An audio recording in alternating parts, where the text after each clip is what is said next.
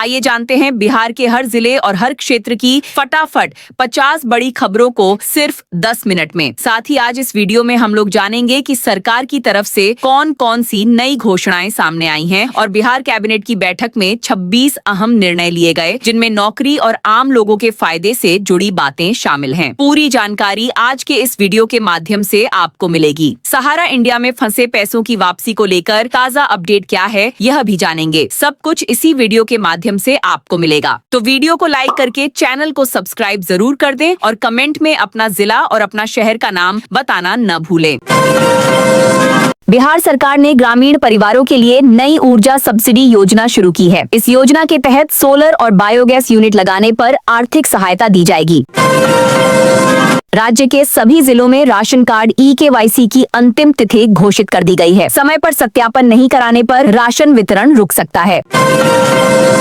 मुख्यमंत्री आवास योजना के तहत 1.2 लाख नए लाभार्थियों को जोड़ा गया है। पात्र परिवारों के खातों में किस्त की राशि भेजी जा रही है। सामाजिक सुरक्षा पेंशन योजना में लाभार्थियों का सत्यापन अभियान शुरू हुआ। गलत या डुप्लीकेट नाम हटाने की प्रक्रिया जारी है। उज्ज्वला गैस योजना के लाभार्थियों के लिए सब्सिडी स्टेटस चेक सुविधा शुरू हुई। लाभार्थी ऑनलाइन पोर्टल या CSC के माध्यम से जानकारी ले सकते हैं।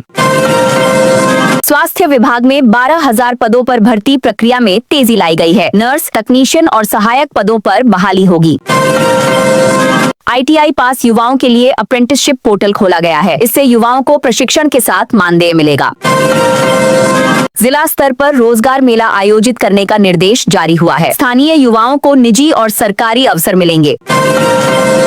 संविदा शिक्षकों के मानदेय भुगतान को लेकर नया अपडेट जारी किया गया है। बकाया राशि जल्द जारी करने का आश्वासन दिया गया। पंचायत स्तर पर डेटा एंट्री ऑपरेटर की अस्थायी बहाली की गई है। डिजिटल कार्यों में तेजी लाने का उद्देश्य बताया गया। पटना गया 4 लेन सड़क का नया सेक्शन आम लोगों के लिए खोला गया। इससे यात्रा समय में काफी कमी आएगी। ग्रामीण इलाकों में 18 घंटे बिजली आपूर्ति का लक्ष्य तय किया गया है। बिजली विभाग को निगरानी बढ़ाने के निर्देश मिले हैं। नए टोल रेट को लेकर परिवहन विभाग की अधिसूचना जारी हुई है। कुछ मार्गों पर दरों में संशोधन किया गया है। सहरसा दरभंगा रेलवे ट्रैक के दोहरीकरण पर काम तेज कर दिया गया है। परियोजना से ट्रेनों की संख्या बढ़ने की उम्मीद है। ड्राइविंग लाइसेंस टेस्ट ट्रैक को पूरी तरह डिजिटल कर दिया गया है। अब टेस्ट प्रक्रिया में पारदर्शिता बढ़ेगी।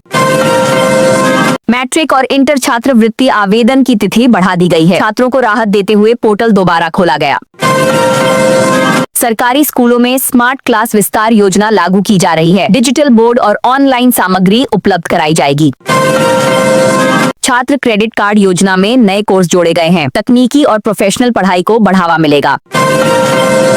मदरसा शिक्षकों के लिए विशेष प्रशिक्षण कार्यक्रम शुरू हुआ है। शिक्षण गुणवत्ता सुधारने पर जोर दिया जा रहा है। कॉलेजों में नामांकन के लिए नया ऑनलाइन पोर्टल लाइव किया गया है। छात्र घर बैठे आवेदन कर सकेंगे। रबी फसल बीमा के लिए आवेदन प्रक्रिया शुरू कर दी गई है। किसानों से समय पर पंजीकरण कराने की अपील की गई। किसानों को सोलर पंप पर 75% तक अनुदान दिया जाएगा। इससे सिंचाई लागत में कमी आएगी। न्यूनतम समर्थन मूल्य पर खरीद को लेकर समीक्षा बैठक हुई। खरीद केंद्रों की संख्या बढ़ाने पर चर्चा की गई। खाद वितरण में पारदर्शिता के लिए QR सिस्टम लागू किया गया है। अब किसानों को सही मात्रा में खाद मिल सकेगी। कृषि सलाह के लिए विशेष हेल्पलाइन नंबर जारी किया गया है। किसान मौसम और फसल संबंधी जानकारी ले सकते हैं। उत्तर बिहार में ठंड और घने कोहरे को लेकर येलो अलर्ट जारी हुआ है। लोगों को सतर्क रहने की सलाह दी गई है। फसलों को पाले से बचाने के लिए कृषि विभाग ने एडवाइजरी जारी की। किसानों को आवश्यक सावधानियां अपनाने को कहा गया। गंगा नदी के जलस्तर पर लगातार निगरानी रखी जा रही है। प्रशासन ने तटीय इलाकों को सतर्क किया है।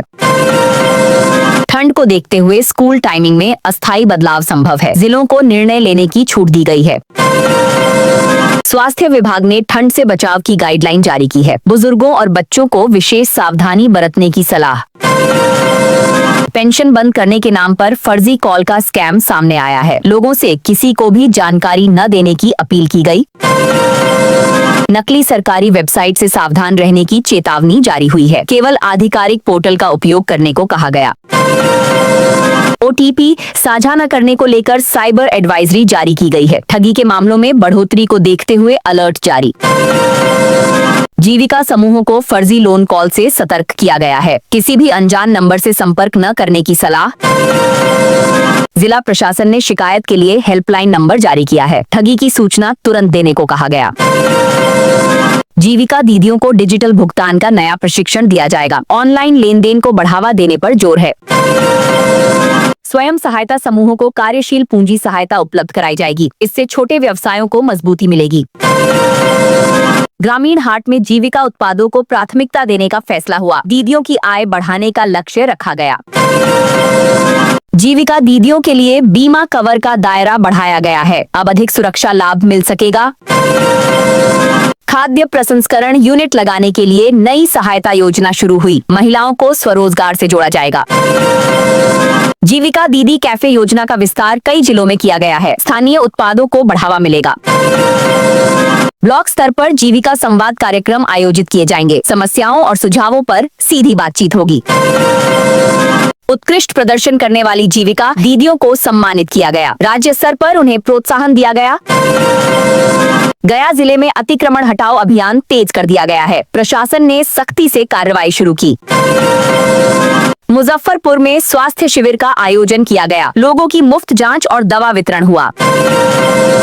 भागलपुर में नए बस स्टैंड का प्रशासनिक निरीक्षण किया गया। यात्री सुविधाओं की समीक्षा की गई। पूर्णिया में आवास योजना का सर्वे कार्य पूरा कर लिया गया है। पात्र लाभार्थियों की सूची तैयार की जा रही है। मधुबनी में राशन वितरण व्यवस्था में सुधार देखा गया है। निगरानी टीम को सक्रिय किया गया। भोजपुर जिले में नल जल योजना की समीक्षा बैठक हुई। लंबित कार्यों को जल्द पूरा करने का निर्देश दिया गया। राज्य भर में प्रशासनिक जन सुनवाई कार्यक्रम आयोजित किया गया। लोगों की शिकायतों का मौके पर निपटारा हुआ। पटना में 16 साल की लड़की को पेट्रोल डालकर जलाने से मौत। पटना के बेरिया इलाके में 16 वर्षीय छात्रा को रास्ते में रोककर आग लगाई गई, जिसके बाद उसकी मौत हो गई। पुलिस ने आरोपी को गिरफ्तार किया है। बिहार में बैंक 24 से 27 जनवरी तक बंद रहेंगे। राज्य में अगले 4 दिनों तक बैंक बंद रहेंगे, इसलिए जरूरी काम आज निपटाने की सलाह दी गई है। पटना में कक्षा 8 तक के स्कूल 25 जनवरी तक बंद। प्रशासन ने बढ़ती ठंड के कारण कक्षा 8 तक के सभी स्कूलों को 25 जनवरी तक बंद रखने का आदेश दिया है। बिहार में ठंड जारी। तापमान 7.3 डिग्री तक गिरा। मौसम विभाग के ताजा अपडेट के अनुसार 24 जनवरी को कई इलाकों में न्यूनतम तापमान 7.3 डिग्री सेल्सियस दर्ज हुआ और कोहरा तथा ठंड बनी रही। बिहार में BPSC 70वीं मेंस चयनितों के इंटरव्यू की तारीख जारी। BPSC ने 70वीं मुख्य परीक्षा पास करने वाले 5401 उम्मीदवारों को इंटरव्यू के लिए बुलाया है। साक्षात्कार 21 जनवरी से शुरू होगा।